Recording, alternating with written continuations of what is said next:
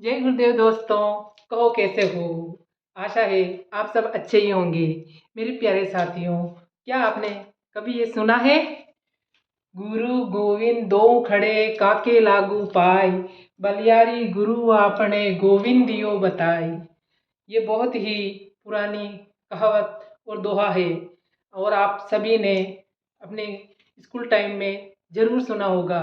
लेकिन हम लोग बच्चे होने की वजह से इस दोहे को अच्छी तरह से नहीं समझ सके। लेकिन ये एक बहुत ही गूढ़ और रहस्य वाली बात है कि गुरु गोविंद दो खड़े काके लागू पाए, बलियारी गुरु आपने गोविंद दियो बताई। क्योंकि इसके अंदर, दोहे के अंदर बताया गया है कि गुरु और गोविंद दोनों खड़े हैं, तो मैं दोनों ही हमें बहुत प्यारे हैं। लेकिन किसके लागू पाए, तो हमें अपने दिमाग से सोच के इस चीज़ को पता लगाया है कि हमें गुरु के पहले दो खानी चाहिए। क्योंकि गुरु ही है जो हमें मालिक का रास्ता दिखाते हैं। बिना गुरु के हम मालिक तक नहीं नहीं पहुंच सकते हैं। तो बलियारी गुरु आपने गोविंद दियो बताई कि हम भारी सदके जावा गुरु महाराज जी के चरणों में, जिन्होंने हमें मालिक से मिलने का रास्ता बताया है। तो ये बहुत बड़ी बात है दोस्तों। लेकिन हमने बचपन में जब ये दोहा सुना तो हमें इसका इतना मतलब समझ में नहीं पाया। और जब हम गुरु के बारे में ज्ञान प्राप्त करने लगते हैं तब हमें पता पड़ता है कि इस सृष्टि में जो सबसे ज़्यादा पावरफुल जीवात्मा है वो सिर्फ गुरु ही है। और गुरु हमारे ऊपर इतनी दया मेहर और कृपा रखते हैं कि इस सृष्टि के संसार का कोई भी शक्ति इतनी हम पे दया मेहर नहीं रख सकते हैं। तो मेरे प्यारे साथियों, गुरु की दया अपरंपार है।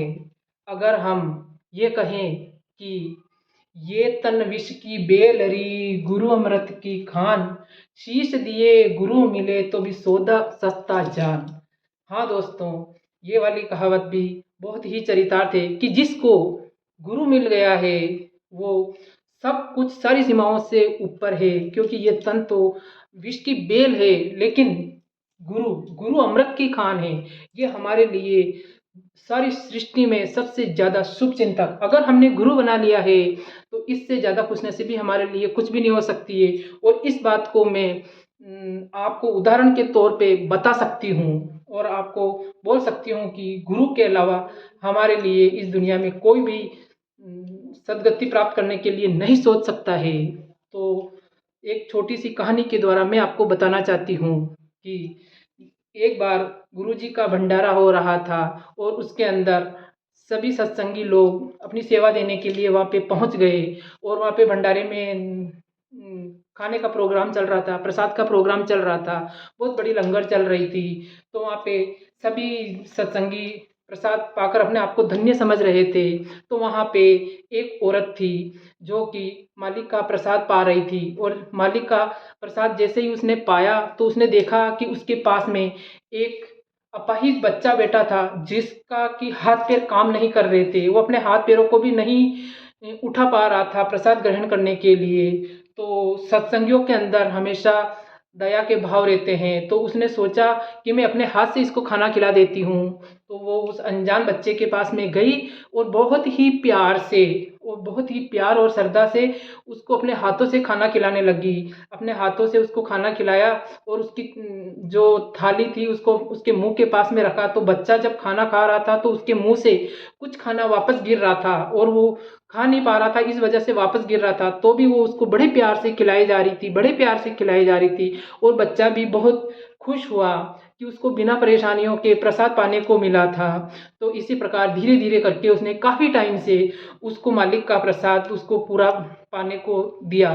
तो उसने वो प्रसाद पा लिया, लेकिन लास्ट में कुछ थोड़ा प्रसाद बच गया था तो उस बच्चे से नहीं लिया गया। तो उसने मना कर दिया कि मैं अब नहीं खा सकता हूँ। लेकिन एक बात है कि भंडारे के अंदर जब हम प्रसाद ग्रहण करते हैं तो उसके अंदर हम, इसमें मालिक की दया होती है, तो इसके अंदर हम एक कण भी वेस्ट नहीं करते हैं। लेकिन उस बच्चे ने वो चीज़ छोड़ दिया था। तो वो दीदी उठ के उस थाली को लेके जाने लगी।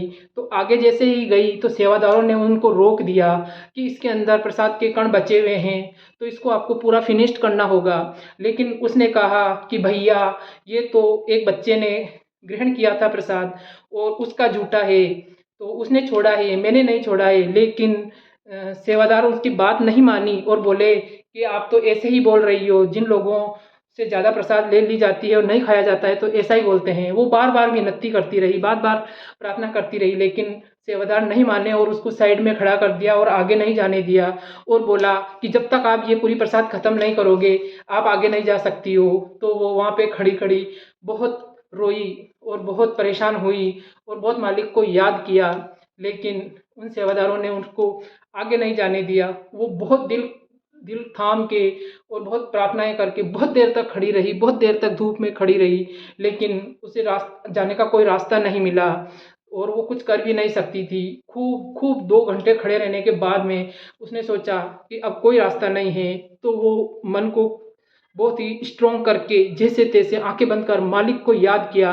और मालिक को याद करते करते उसने जो उस थाली में जूठन पड़ा था उस जूठन को मालिक को दया से उसको खाने लगी और जैसे तैसे उसको ख़त्म किया और रोते रोते अपनी आंखों से आंसू गिराते गिराते आगे तक गई और उसको थाली को साफ करके रखा। लेकिन ये बात उसके अंदर तक चोट कर गई और वो सीधा मालिक के आश्रम पर पहुंच गई और उनके दरवाजे पर खड़ी होकर आंसू बहाकर उनको गुहार करने लगी। लेकिन मालिक तो दया के सागर होते हैं, अगर कोई भी बच्चा उनका दुखी और परेशान होता है तो वो बिना देर लगाए चले आते हैं। तो फिर इसकी पुकार सुनकर वो मालिक इसकी बात सुनने के लिए इनके पास दौड़े चले आए। तो उसको रोता हुआ देखकर उसने पूछा कि बेटा क्या हुआ है जो तुम इस प्रकार परेशान हो रही हो। तो वो बहुत ज़ोर ज़ोर से रोने लगी और उनको बोलने लगी कि जो प्रसाद पाया था वो प्रसाद मेरा झूठा नहीं था, वो किसी बच्चे का झूठा था, लेकिन सेवादारों ने मुझे वो प्रसाद खाने के लिए मजबूर किया और मैं सच बोल रही थी कि वो प्रसाद मेरा नहीं था। तो गुरु महाराज जी उसको देखे और उसको ढाढ़स बंधाते हुए बोला कि बच्चा वो तुम्हारे भले के लिए था। तो वो दीदी समझ नहीं पाई कि इसमें मेरा क्या भला हो सकता है। तो गुरु महाराज जी ने बोला कि बच्चा मैं तुम्हारे ध्यान भजन और सिमरन से बहुत खुश हूँ और बहुत प्रसन्न हूँ, लेकिन अब तुम्हारे दिन आ गए हैं और तुम्हें इस दुनिया से जाने का वक्त आ गया है, तो मुझे तुम्हारी जिम्मेदारी तो लेनी ही पड़ेगी ना। तो तुम्हारे कुछ ऐसे कर्म बने हुए थे कि तुम्हें अगला जन्म सूअर का मिलने वाला था, लेकिन मैं अपने बच्चे की ऐसी दुर्गति कैसे देख सकता हूँ। तो क्या तुमने जो वो सेवादार देखे थे उन 4 सेवादारों के अंदर मैं तुम्हारे लिए वहाँ पे 2 घंटे तक खड़ा रहा तुम्हारे लिए कि कहीं अगर इसने ये प्रसाद नहीं खाया तो उसको एक जीवन वापस जीना पड़ेगा। तो इसलिए मैं सारा काम छोड़कर 2 घंटे तक उन सेवादारों के बीच में एक सेवादार बनकर तुम्हारे लिए खड़ा रहा। तो ये होती है गुरु की दया। अगर वो जूठन तुमने खाया क्योंकि तुम्हारे ऊपर उनका कर्म कर्जा चढ़ा हुआ था, अगर उस कर्म कर्जे को तुम आज नहीं उतारती तो तुम्हें एक जीवन और भुगतना पड़ता। ये होती है गुरु की दया। गुरु की दया को कोई नहीं समझ सकता। हम साधारण इंसान इनकी दया को नहीं समझ सकते और इन साधारण आंखों से उनकी कृपा को हम नहीं पहचान सकते हैं। इनकी दया और कृपा को पहचानना होगा तो इनकी शरण में जाना होगा और इनसे नामदान लेना होगा, क्योंकि हम गुनाह कर सकते हैं लेकिन ये हमारे गुनाह माफ करने में कभी भी पीछे नहीं रहते हैं। तो हमें इनके ऊपर आंख बंद करके विश्वास करने की जरूरत है। इन्होंने गुरु महाराज जी ने साफ कहा है कि मैं जो कहता हूँ तुम उस नक्शे कदम पे चलो और तुम्हारी जिंदगी में अगर कोई परेशानी आएगी तो वो मेरी जिम्मेदारी है। तो गुरु की कृपा और दया का ये होता है जो हर कोई नहीं समझ सकता है। इसीलिए कहा गया है कि ये तन विष की बेल री गुरु अमृत की खान, शीश दिए गुरु मिले तो भी सौदा सस्ता जान। जय गुरुदेव। मेरे प्यारे भाई बहनों, आपको ये गुरु महाराज की प्यारी सी कहानी कैसी लगी कमेंट करके बताइए और अगर आप हमारे चैनल पे नए हो तो सब्सक्राइब कीजिए। जय गुरुदेव।